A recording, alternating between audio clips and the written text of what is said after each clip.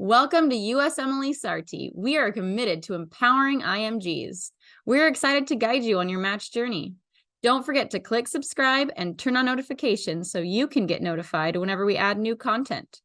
Also, follow us on Instagram and Twitter for the latest tips and tricks regarding everything USMLE. Now, let's dive into it.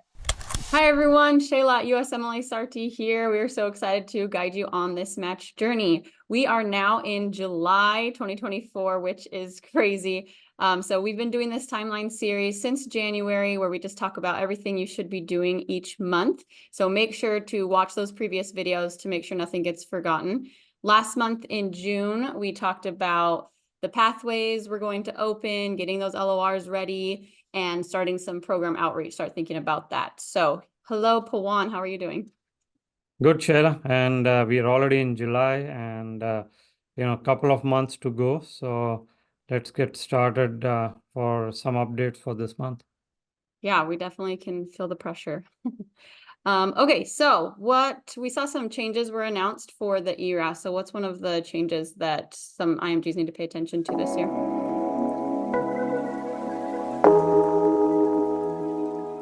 More or less overall, ERAS CV is going to be similar to last year. So you will be limited to 10 experiences.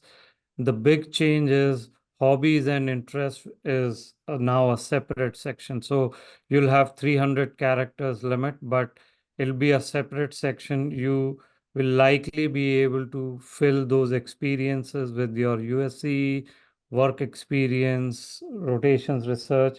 But hobbies and interests, which was till last year or in last year, part of those 10 experiences can be written separately. It's an important point because hobbies and interests can be used to differentiate your application, at least in the interview. Hobbies and interests don't really get you the interview, but during the interview, it can be a very interesting discussion.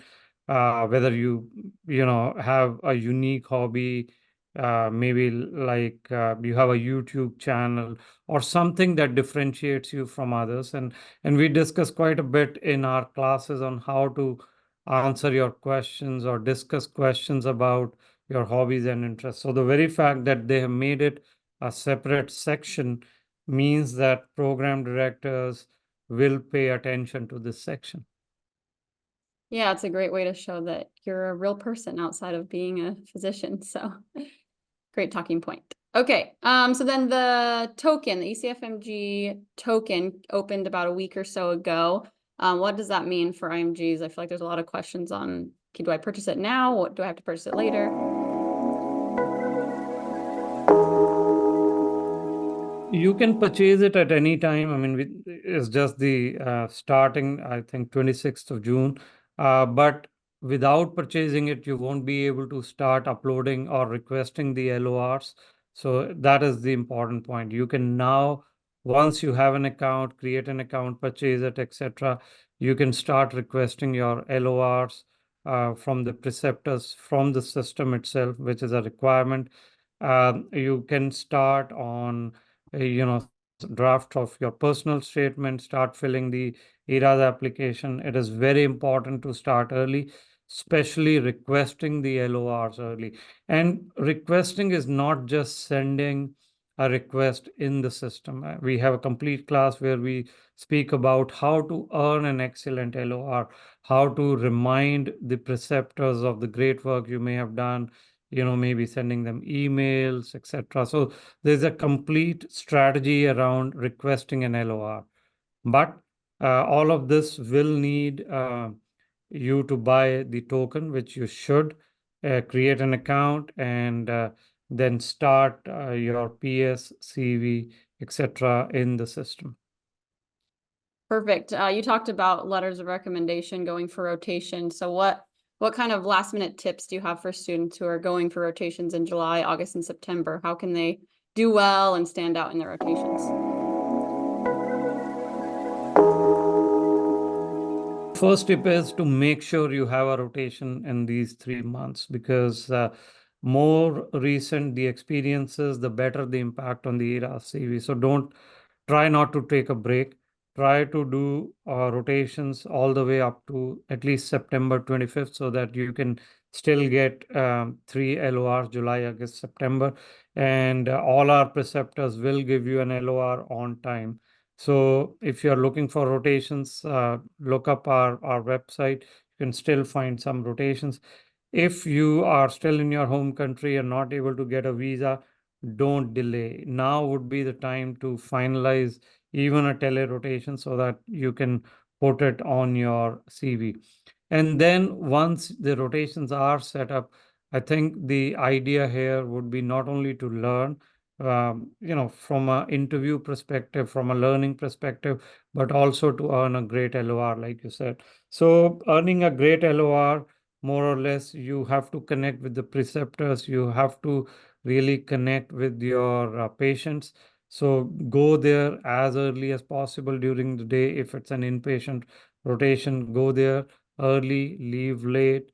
Try to see as many patients as possible if it's in a clinic, and obviously be proactive. Always volunteer to present. Presentations are a big and a great way to for a preceptor to assess your readiness. So presentations are big. Make sure you are aware of the cases to be discussed the next day. So, prepare for them a day before, and always look for opportunities for case reports and other things that you can publish. Great. Okay. Thank you. I think that's great tips and should be really helpful. So you talked about publications. So research is another piece. A lot of students ask, is it too late? Can I still get a publication before September at this point?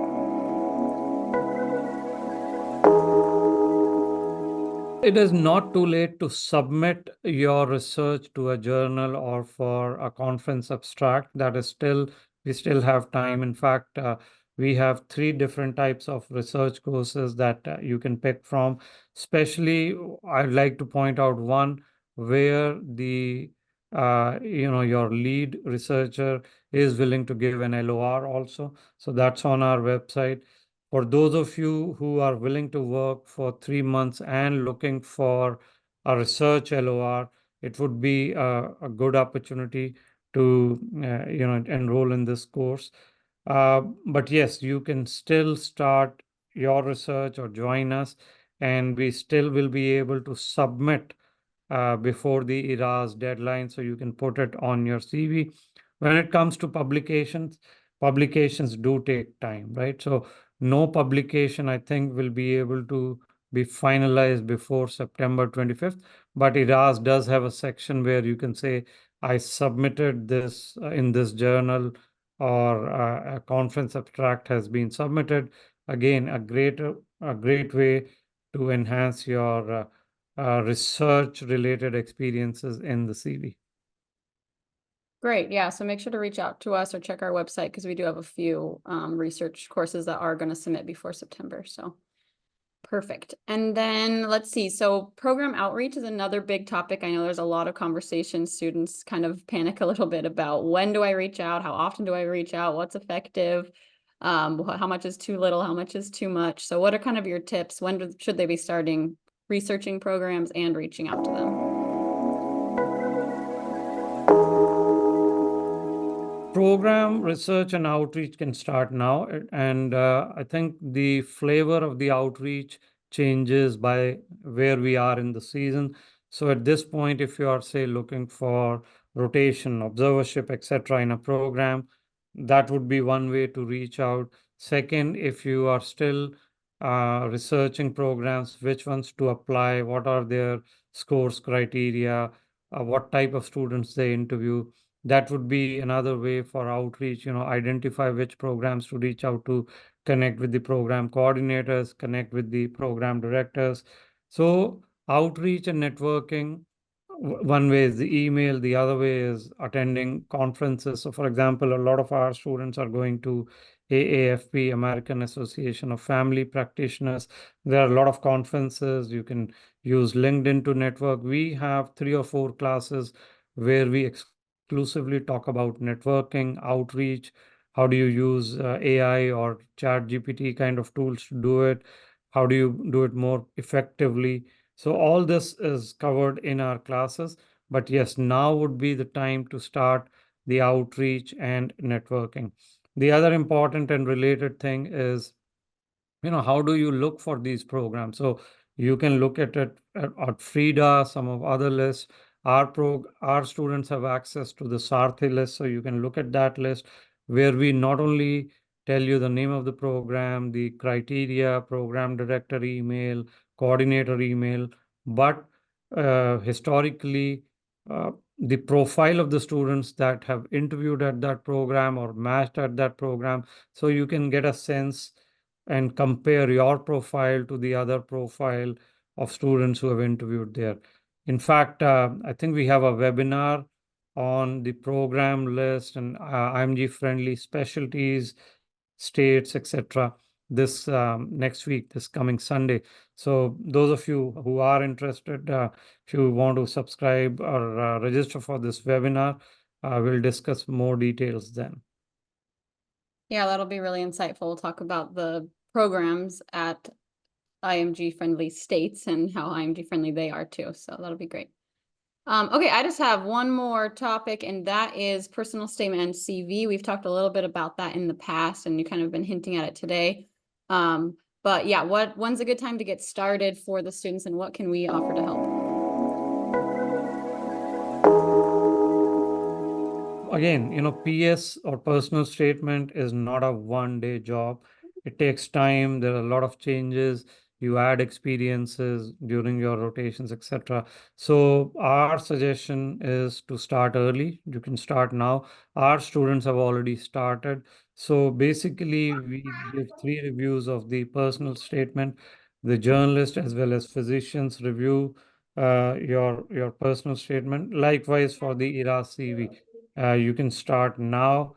Obviously, this will change, but we also view it multiple times.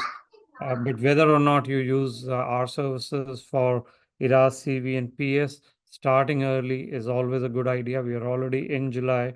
So start putting the draft together. And if you're our students, you can already submit it for review. Perfect, thank you. And yeah, and we do offer classes that talk about what to include and how to get started on the personal statement too. I know a lot of students ask about that, so. Yep. Okay, that's all of our tips for July. Anything else you wanted to add?